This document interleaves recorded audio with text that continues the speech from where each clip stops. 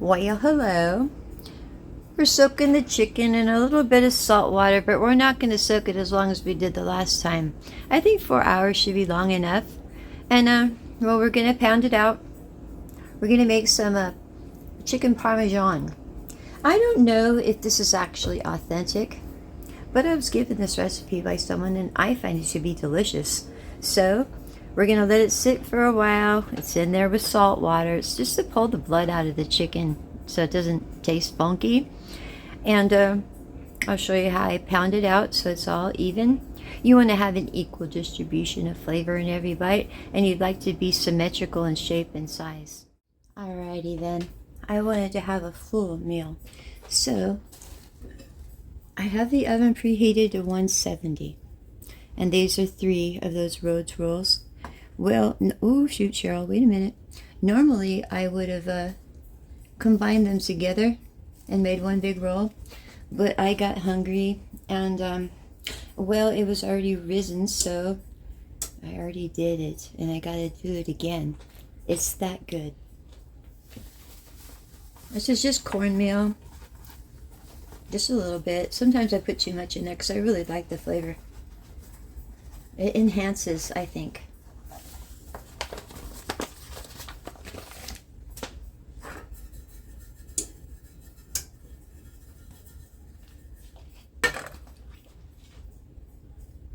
And then I just put a little olive oil in there.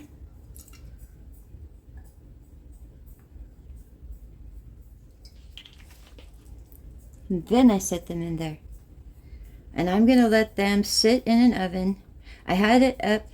Right now it's, okay, now I'm shut it off. I warmed it up to 170 and then I turned it off. I'm going to put them in there and they'll rise for me in the time it takes me to do everything else. These only have one good rise in them. I don't know if it's like a half-life with their yeast or what's going on. It's like a supercharge of yeast in there though. But it takes forever, like a day almost, for them to re-rise for you again, if they will. They kind of peter out. So I usually form them when they're cold, but they're frozen right now. And I usually form them when they're cold, and then I let them do their first rise, because that's all you're really going to get. And I put them in the oven to rise. Alright, this is a chicken tender, so I don't really have to beat it up that much because it's already pretty thin. But I did come take this out of the salt water.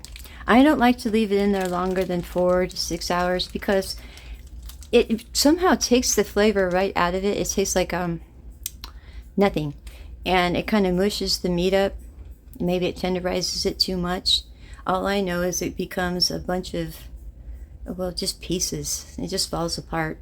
It was salty. It happened to me before, and it was salty, but it had no real flavor. So, yeah, I didn't make this when I was supposed to. I got sidetracked. So we're going to have this for breakfast. It'll be fabulous. It'll be fabulous. So what I do is I take a mallet like that. I like to use this side if I'm wanting to make it tender. And then I just use this side to pound it out. That's what I'm going to do.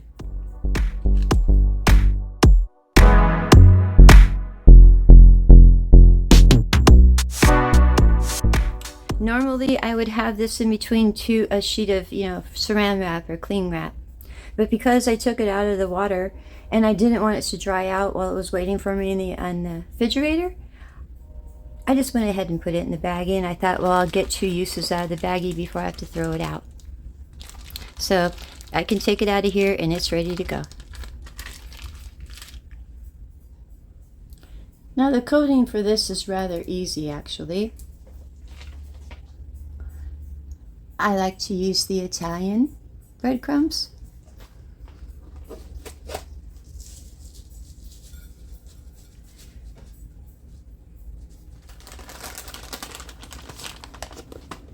And some grated Parmesan. It's actually better if you grate it yourself fresh. But I have this, so we're going to go with this. Kind of an equal amount there.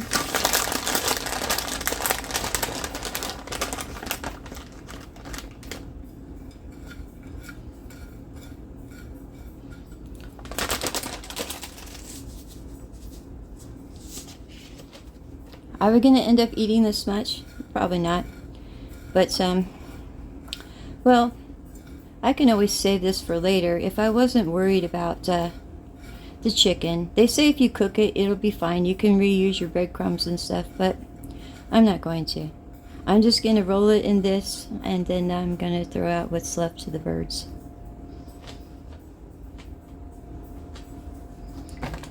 Okay. I'm going to season the meat just a bit. I like to get a paper towel so I can pat off any excess moisture it has.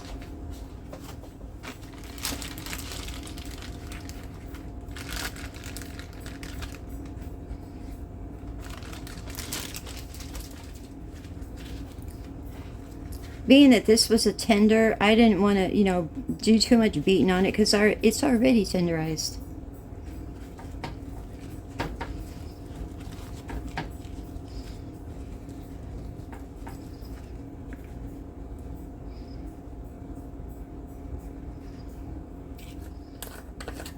Now I'm just going to hit it with a little Lawry's and a little black pepper. Bear in mind when you touch things, when you touch raw chicken, I'm going to need to actually clean each thing that I touch.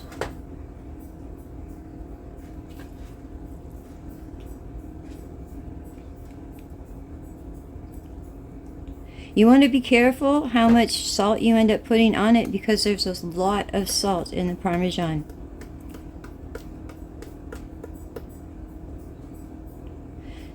I like extra pepper. Now I'm going to take this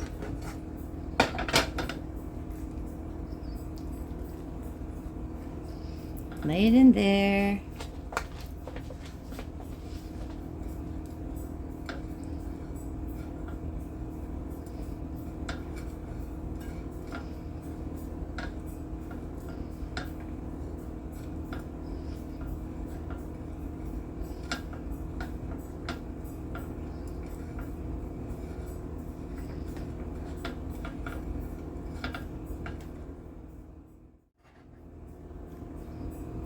Got to put in an egg.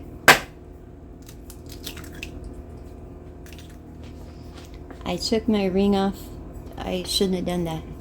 I shouldn't have that on when I'm messing with food, because I would have had chicken stuff all in my ring. So I already washed it and put it away. So I'm just going to mix this up, heat it up a little bit.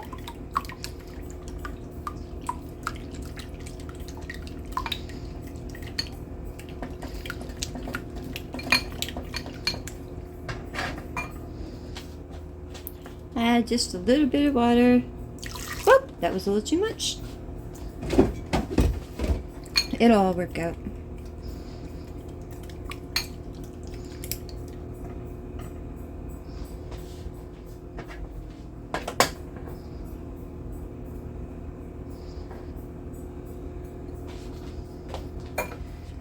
And then we take the chicken and we dip it back into, well, we never did this in the first place. That's its first time. It's its only time. And then we put it right back into the Parmesan mixture.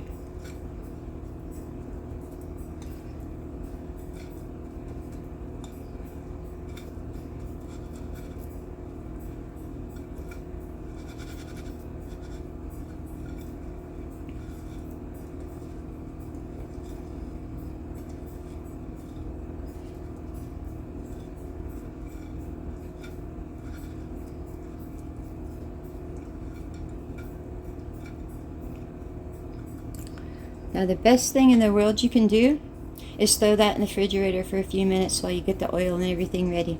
So it kind of hardens up a little bit. Now I'm going to do a cheapy go fast sauce. I'm really hoping that this is enough of the tomato sauce. It's already Italian spaghetti sauce in the can. I throw it in the plastic bags, freezer bags, and put it in the freezer so that I don't waste it.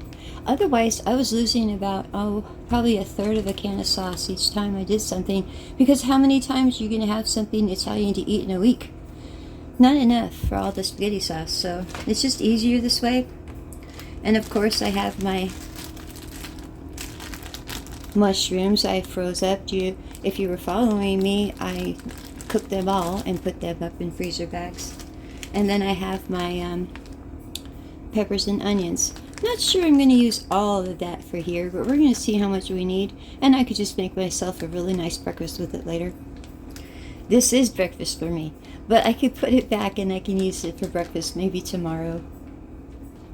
I have that on, well, it goes all the way up to 10, and I put it down to, what, 8, 9, 10, 11, 12. Maybe it goes up to 12. I only put it up to 4. I'm just going to kind of saute this for a minute. They're already cooked, but I want to warm them up and see what I have to work with. Now we're going to need some of this, the olive oil. We might need to add more as we go, but I'm not wanting to eat a plate full of oil. It happens, and I'd rather not have that happen. So that looks about right. So we're only going to use about half of this.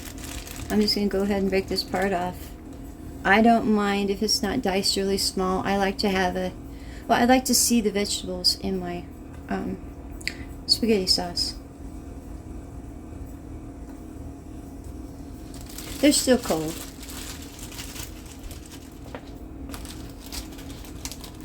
And my mushrooms.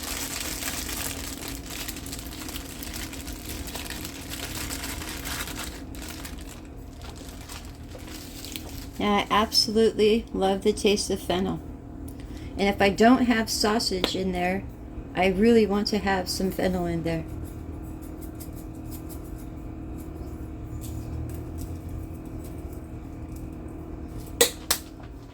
And I'm a spicy person. I have to have it. You don't have to put this in yours. You can put anything you want to in there, really. And a little bit of pepper.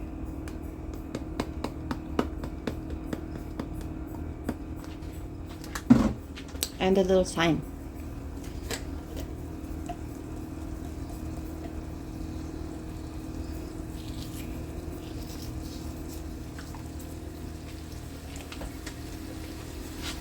I almost panicked for a minute. I couldn't find it. And a little basil. I love basil.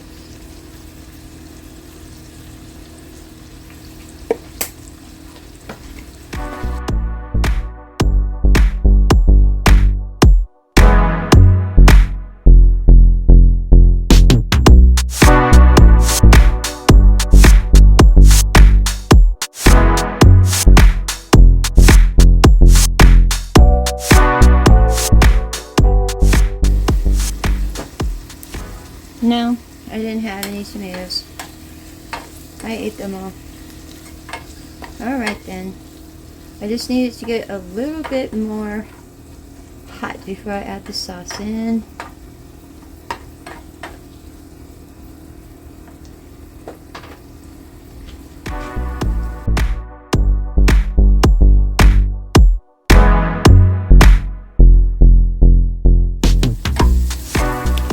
My spices, you know, to be able to release all of their flavor, especially the fennel. Big lover of the fennel. I get offended when people don't put it in their spaghetti sauce. Okay, so there's really nothing glamorous about this. I mean, it just works out the way it works out. So I'm going to pour the sauce in here and see what I got to deal with. I'm going to add a little bit of water. I have more sauce. I just like to use up what I've already got open first. So rather than fight with this, I'm just going to add some water.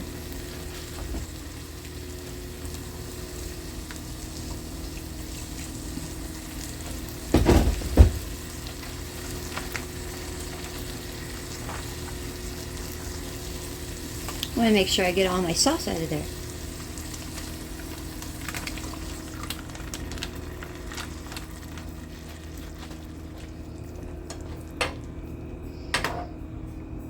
That's plenty. We're gonna let it cook down a little bit, but that's plenty. People think they need a lot of sauce. You really don't.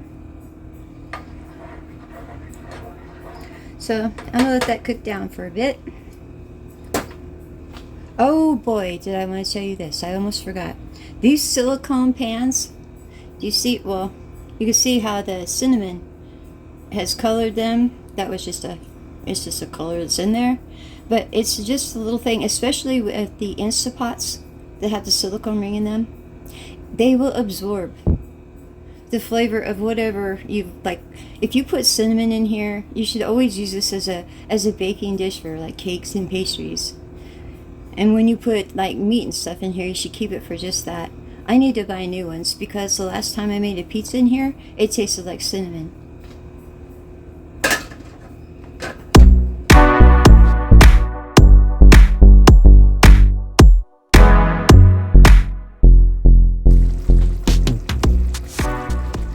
Okay, we're going to go ahead and set this on the back burner with the lid slightly cracked, if we can. I just don't want spatter all over the place, and this has a while, to cook down while we cook the meat and everything.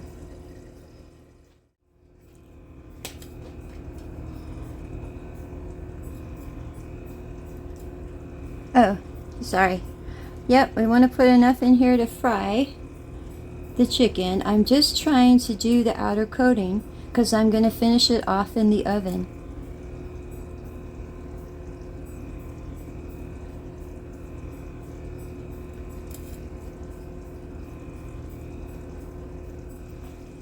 Okay, I have that a little lower than medium high, just a tad.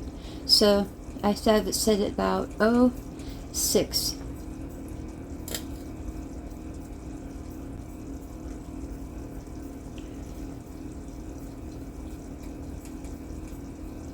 Yeah, I'd like it to be a little hotter than that. Normally, it's better if you have like a pizza pan or a cookie sheet to cook it, finish it off in the oven on that. I don't have one available to me right now, so I'm going to use that silicone pan. Okay, we want to shake off excess.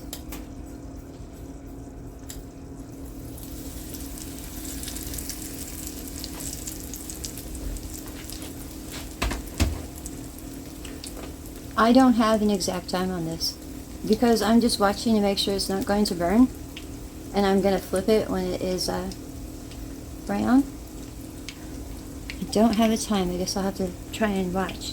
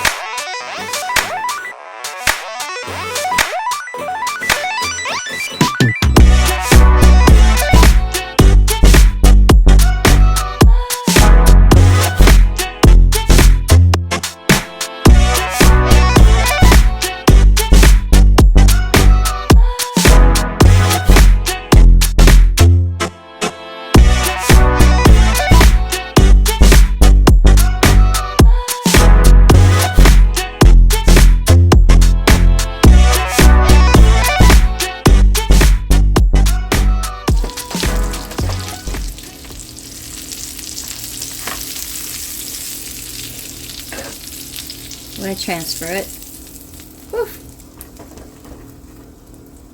I'm going to throw that in the oven at 350 because I want it to be the same. Woohoo! It's a little slippery there. I want it to be the same time to cook my rolls as well. So about 20 minutes. We'll check it in 20 minutes. Okay, we're going to want to bring it to a full boil. We're just cooking spaghetti here.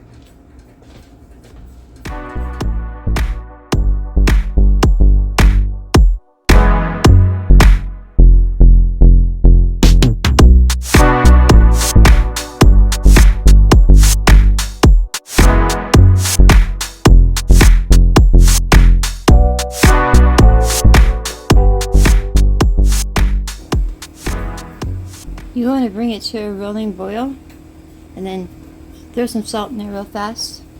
It keeps it from sticking to the bottom of the pan. Now, that meat is pretty big. I'm not going to need a big plate of spaghetti. But yes, and I even do that so the bugs don't get in there and stuff. I like my stuff to be really clean. So I'm not going to throw in a big plate of spaghetti in here. Just about that much, because I cut them all in half.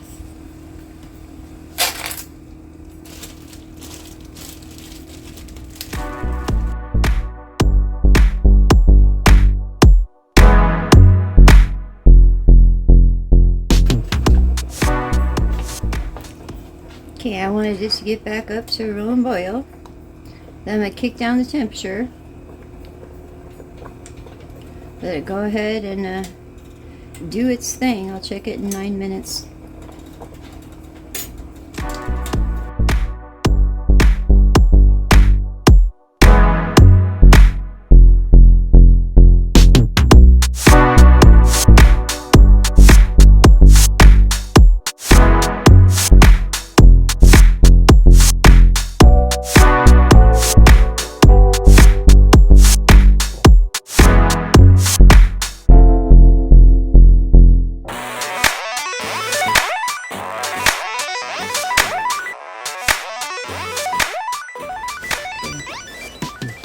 I'll go ahead and just drain this. No cold water, just drain it. You shake it out real well, all the water that you can. Put it back in the pan.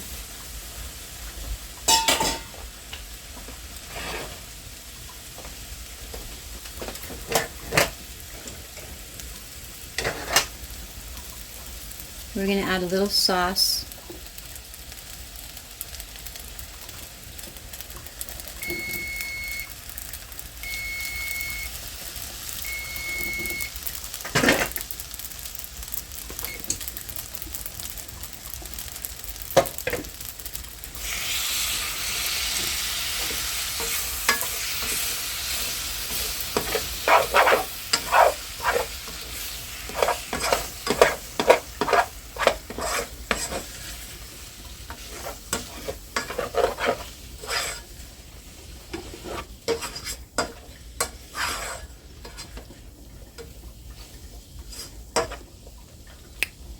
Remove it from the heat. I got my chicken ready. I'm going to set it to the side and let it rest for a minute while I make the rest of it. And my rolls are done. You know, they are a little smaller, but I did the quick bake method. And I just like to, kind of twirl it around, and I like to give it a little bit of a character.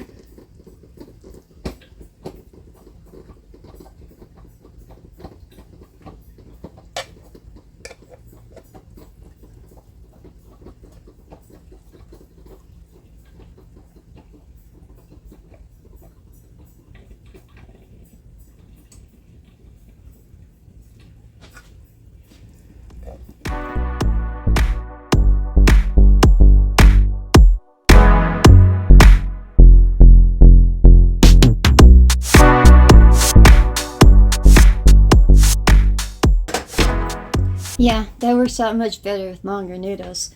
But I just like to make a nice little bed for my chicken to sit on. Just put a little bit of sauce over the top.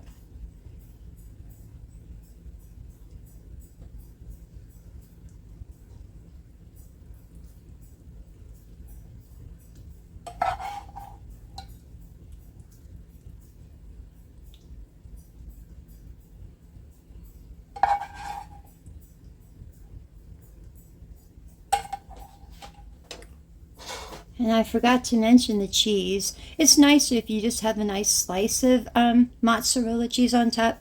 I just have shredded, so that's what I did.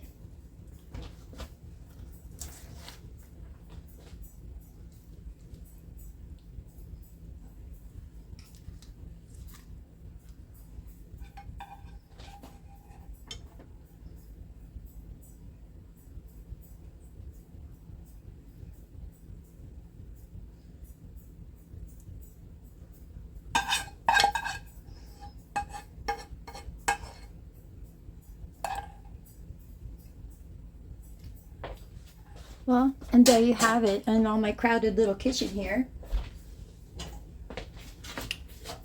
But you're probably going, wait a minute. Well, I do still have the Rhodes to put on here. But I wanted to show you what it looks like on the inside.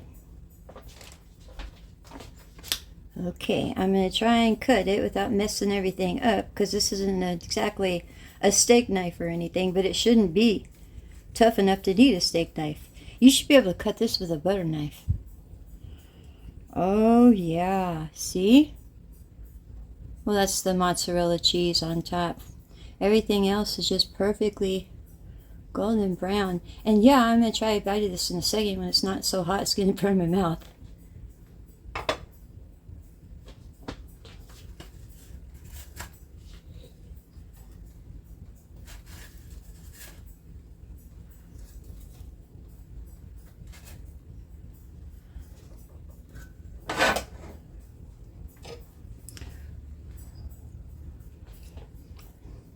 Oh yeah.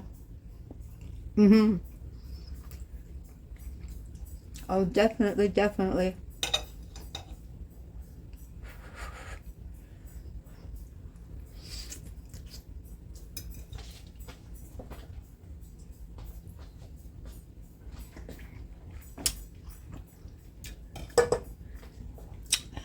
It's hot.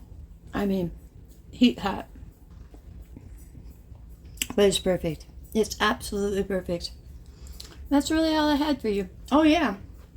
Next time, I think we're going to be making homemade lemonade.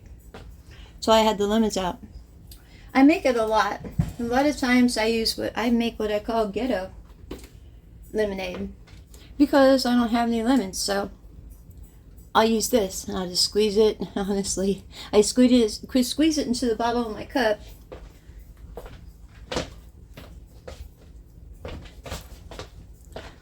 And I just add a little bit of sugar, well, a lot of sugar, to be honest, and then purified water. But